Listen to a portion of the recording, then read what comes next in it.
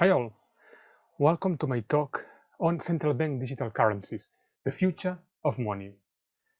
I'm going to proceed by, talking to you a bit about central bank digital currencies, which, as all of you know, is actually a very current and hot topic like worldwide, not just in Asia, Europe, it's like a hot topic everywhere. I'm sure that all of you heard a lot and read a lot on the media about CBDCs. But what are actually central bank digital currencies? Central bank digital currencies are nothing else but a digital version of the central bank money that we already have. So, in other words, the digital euro, for example, is going to be nothing else but a digital version of the euro, in the same way that the digital Chinese yuan is going to be nothing else but a digital version of the yuan. So, a CBDC, in order to actually be a CBDC, needs to meet two different criteria, two basic criteria. Those two are compulsory. The first one is the fact that all CBDCs need to be digital.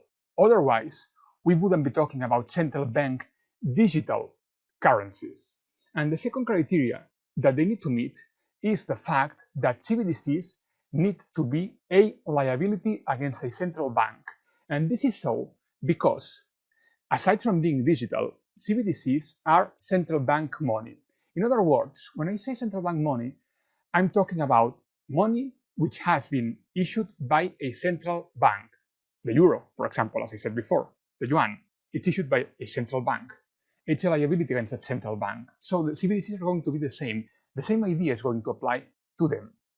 So this concept, as you can see, seems quite easy. However, it's not actually that simple because, unlike physical notes and coins, CBDCs are what we call programmable money.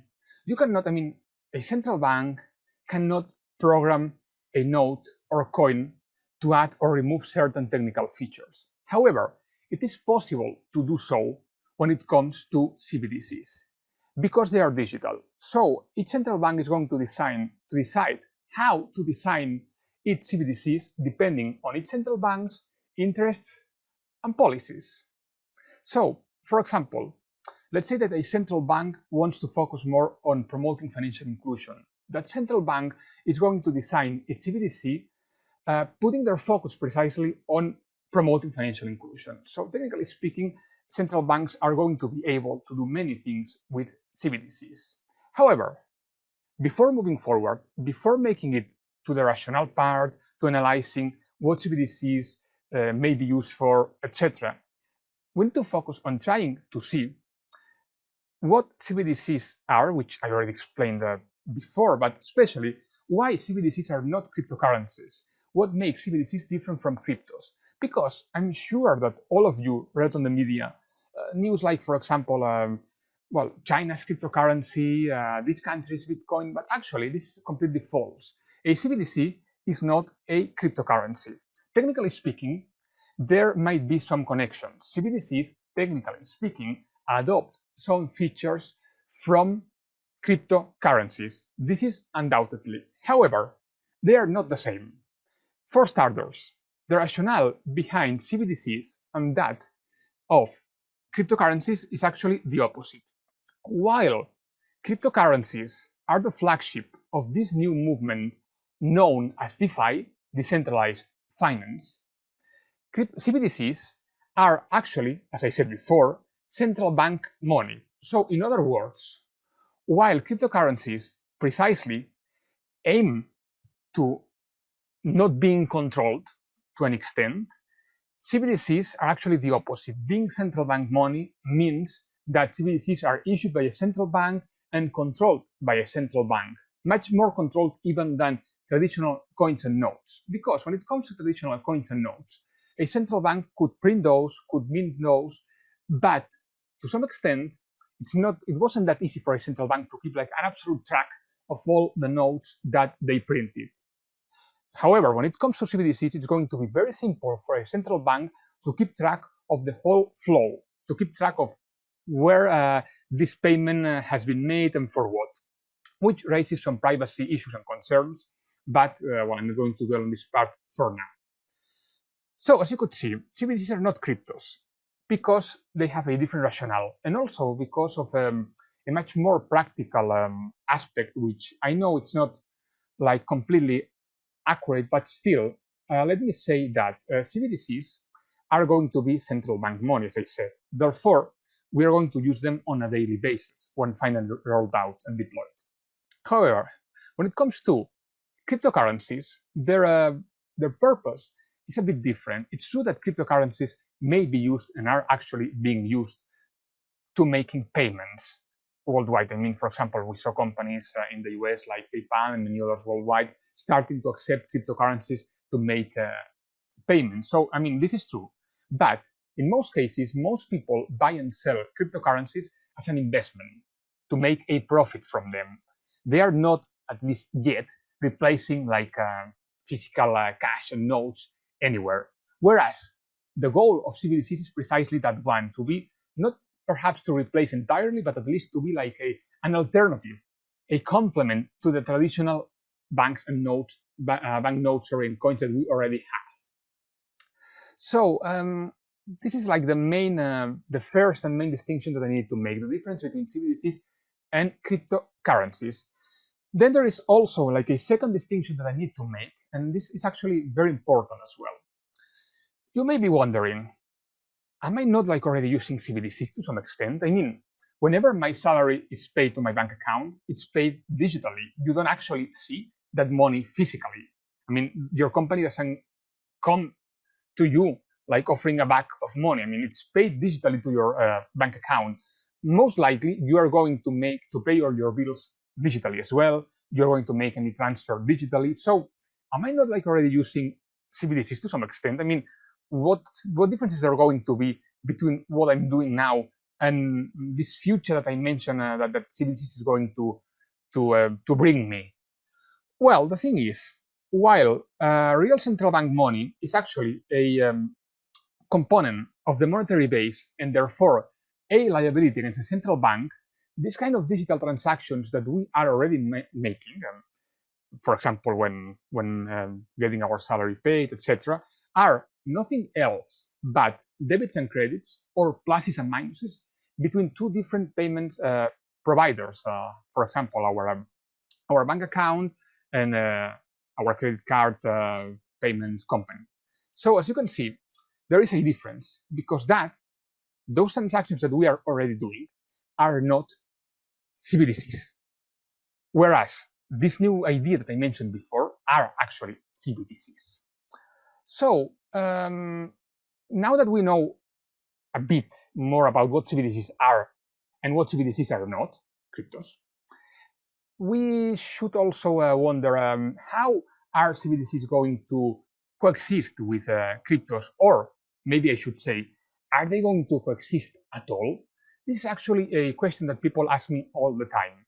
Because, well, I know it may seem confusing, like, are CBDCs being created to replace cryptos, to fight against them, to coexist? Well, the thing is, to me at least, CBDCs and cryptos are actually different ideas, as I said before. I mean, they are different concepts. They serve a different purpose, which means that they may or may not coexist depending on each central bank's, on each government's interests. I mean, in other words, it may be perfectly possible for a country to adopt a tough stance towards cryptocurrencies while promoting their own CBDC.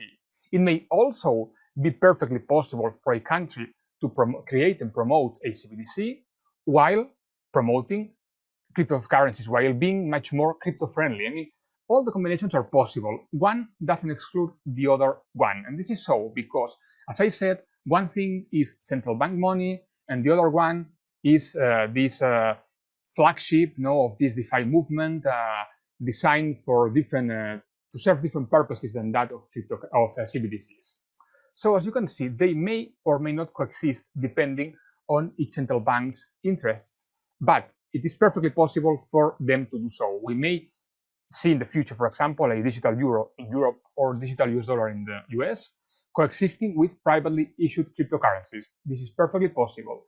It's just going to be one more option for people to make payments. I mean, people will be able to choose between physical cash, a CBDC, also cryptocurrencies.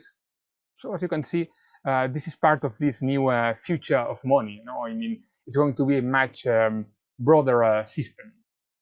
Then it's also important to remark how what the main rationale behind cryptocurrencies is.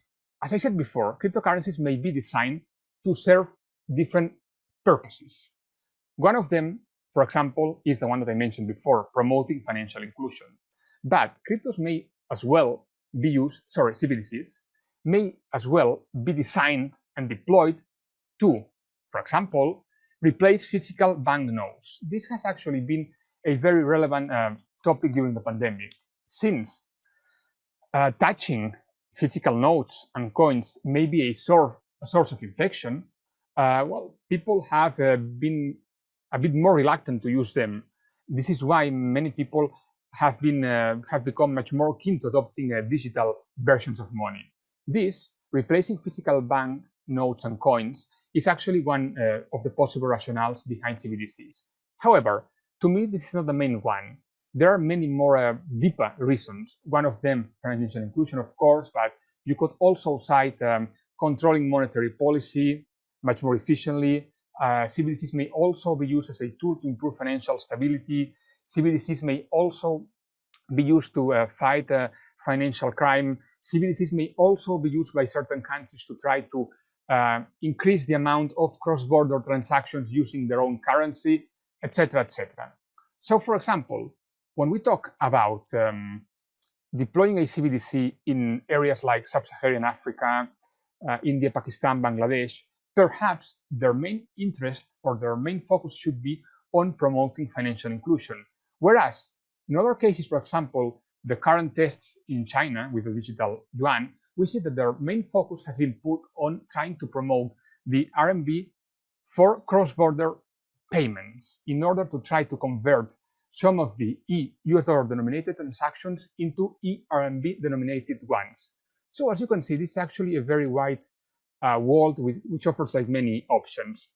And just before finishing, I just wanted to remind you that the country in the world whose CBDC project is much more advanced is China, at least when it comes to major economies, because the Bahamas already deployed their Sand Dollar, which is a CBDC, last year. But when it comes to major economies, China is the most advanced one. But it doesn't mean that it's the only one analyzing or testing this topic. Europe will test quite likely its digital euro as well. In Asia, we see many more projects in Thailand, Philippines, Singapore, Cambodia, Japan, Korea. So CBDCs are becoming actually an international object of interest. And this is so because, to me, CBDCs are a key component of what we could call the future of money and the future of payments. Thank you very much for attending my talk today. Feel free to connect with me on LinkedIn, for example, in case you want to ask me any questions after this event. Thank you very much.